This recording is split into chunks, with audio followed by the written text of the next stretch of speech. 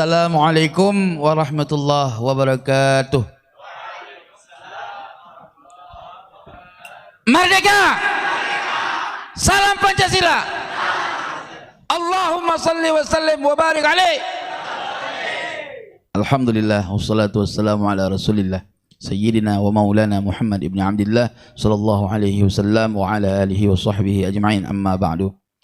Yang saya muliakan Tuan Guru saya yang telah memberikan hidayah kepada saya supaya saya mengerti bagaimana pentingnya berbangsa, bertanah air dan bernegara, yang tadinya mantan pemberontak sehingga tidak takut sama siapapun karena sudah terlatih merontak. Kalau Ba'lawi mencoba memberontak, innalillah.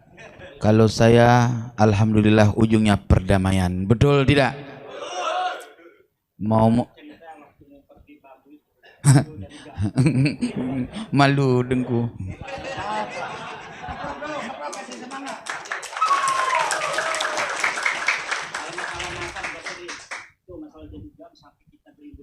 Betul. Jadi pada waktu COP 2003 masa Ibu Megawati,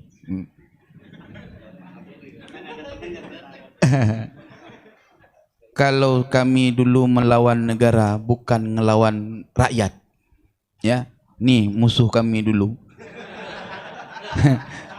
Salam dulu Pak kita, oi, sudah berdamai. Ya.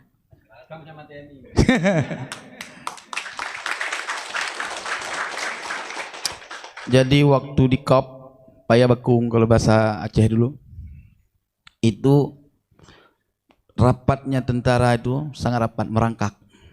Emang sakti prajurit NKRI ini.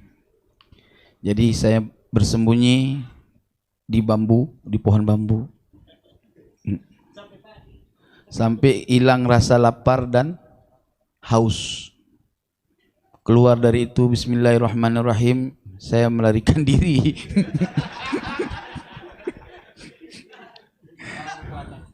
Iya, melahirkan diri ke Indonesia Raya, Jakarta, di Kampung Melayu.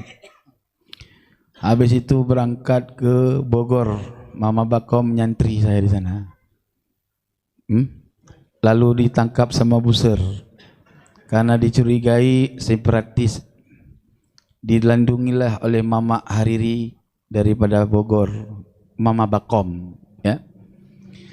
Singkat cerita, saya tidak bergaul dengan teman-teman bangsa Aceh pada itu karena ya menghindar daripada banyak kejadian. Tapi intinya tuan-tuan yang dirahmati oleh Allah, bangsa Aceh adalah bangsa yang merasa dihianati oleh bangsa ini. Aceh ingin dilupakan dalam sejarah peradaban bangsa Indonesia sebenarnya. Dulunya. Ini ulas. Biar Ba'alawi itu, Ba'alawi Jahannam tahu itu.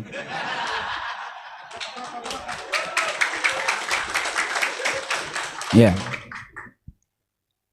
Bagaimana Sunok Horgronje terbongkar bahwa dia kafir di Mekah. Siapa yang bongkar? Keluarga Aceh, ulama Aceh, Tengku Cik Tano Abe, yang menyatakan ini manusia bukan orang Islam, mengganti nama Abdul Ghafur.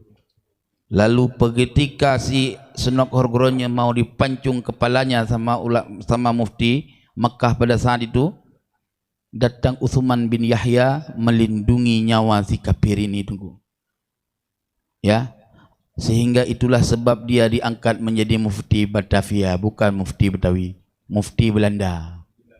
Ya, bangsa Aceh salah satu bangsa yang belum pernah terjajah oleh Belanda pada saat itu, dikuasai dan jatuh kesultanan yang dipegang oleh Belanda belum pernah.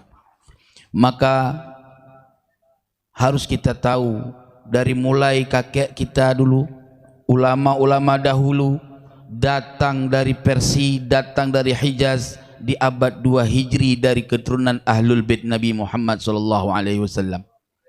Maka Ba'alawi datang ke Aceh tidak pernah membisahkan buat mulia di sana. Kalau dia buat mulia di sana disebut sama orang Aceh, Pu Said anak Tung, tahu nggak artinya tuh? Ah, nggak tahu. Apa Said anak tong sampah, gitu loh.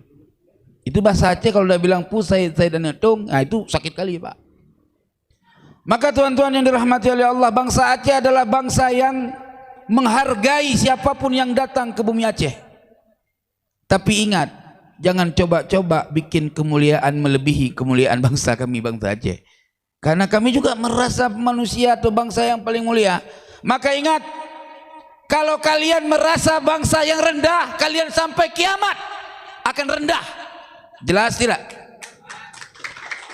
Kenapa Ba'alawi berani bertindak menganggap dia paling mulia, sedangkan kita merasa paling hina di antara mereka? Pernah dengar orang Aceh melagukan lagu tanah air yang bukan bangsa Aceh? Nggak ada di Aceh lagu ya Darim, nggak ada. Aceh punya lagu sendiri, mau dengar? Ya. Megare hitam memana hairakan, getanyo kenang jasa syuhada, putih gare memaknakan suci, berkat perang Sabi syahidlah pahla,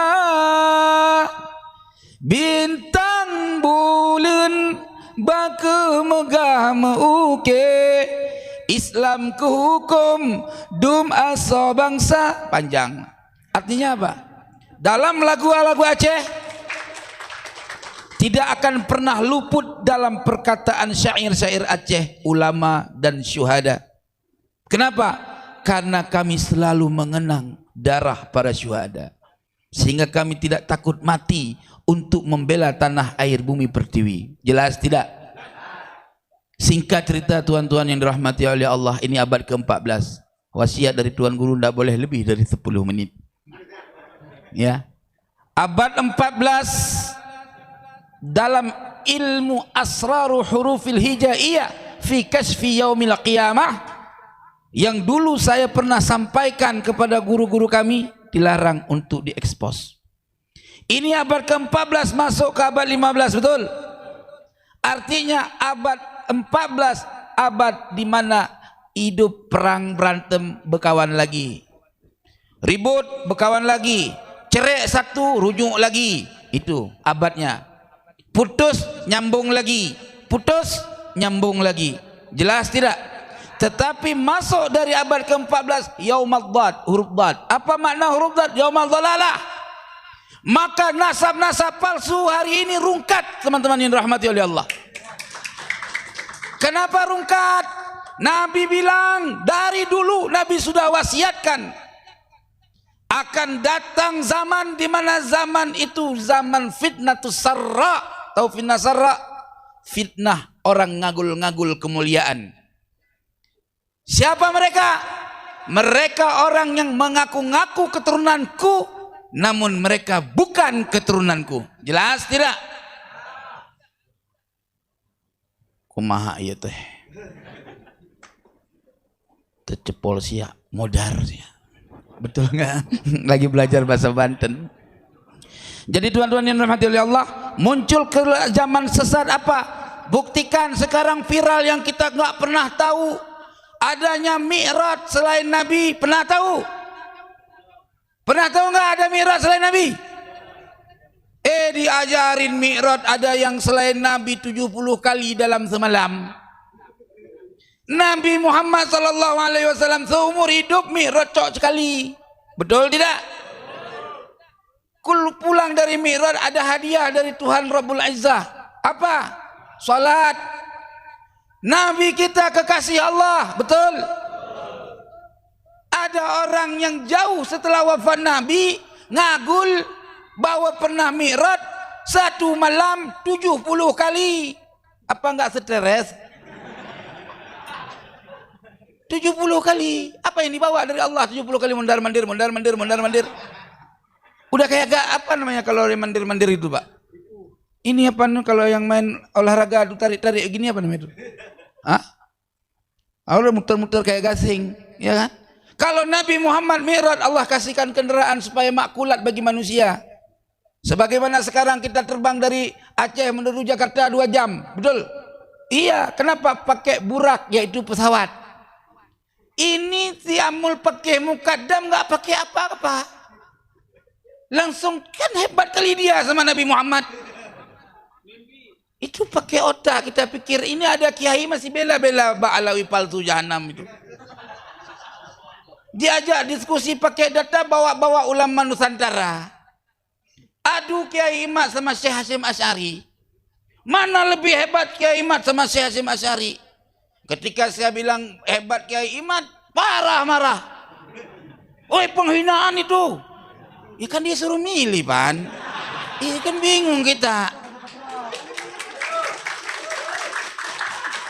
Bukan berarti kita mengatakan hebat Kiai Imad merendahkan Abu Syekh Hasyim Asy'ari, Tuan. Karena setiap ulama yang paling utama adalah ulama yang masih hidup masanya. Karena hubungan kita hari ini bukan dengan orang yang sudah wafat, betul tidak? Orang tarekat sah mengirsyad kepada imam mursyid harus kepada imam mursyid yang masih hidup, betul? Kalau imam mursyid yang sudah wafat, itu kita tutup, tidak bisa ngambil irsyad kecuali dia sudah memberikan wasiat irsyad. Jelas tidak? Itu tuan-tuan yang rahmati oleh Allah. Aduh, kalau udah ngomong sebetulnya kelima susah. Kalau ada Abuya ampun kita angkat tangan. Maka oleh sebab itu teman-teman semua saudaraku sekalian, jangan pernah kalian berikan kesempatan bagi orang yang baca kitab dari kiri ke kanan. Itu jahanam, Bang. Iya. Al-Quran itu dari kanan ke kiri, betul? Kapan bisa dari kiri ke kanan? Aduh.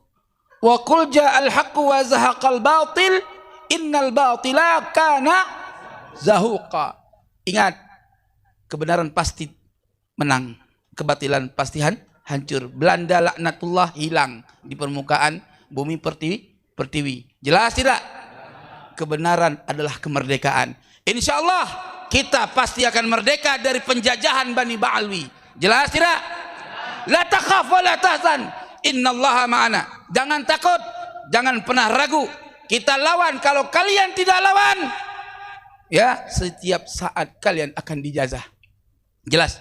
Kayak kemarin di Bogor, pendukung Kiai Imad, tesis Kiai Imad didukung, dipersekusi. Ini tanda nasab palsu, jahanam.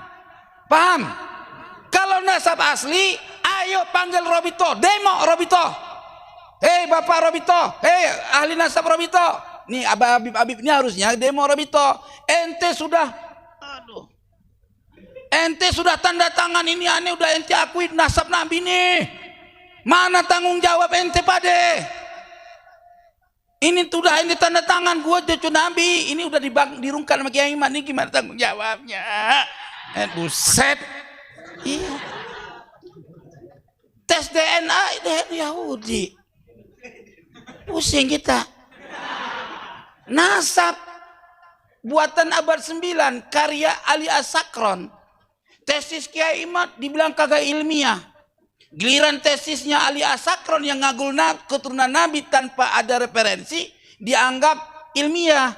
Itu namanya lempar batu sembunyi tangan. Plus wallah. Aduh, sudah cukuplah ya. Kalau nanti kepanjangan saya berbicara klimak, lupa waktu maghrib ya. Insya Allah nanti bisa jumpa lagi kita. Mohon maaf lahir dan batin, wahai Tuan Guru, mohon ridhonya kalau terlalu offset saya tidak bercakap. Wallahul muwaffiq ila aqwamit thariq. Wassalamualaikum warahmatullahi wabarakatuh.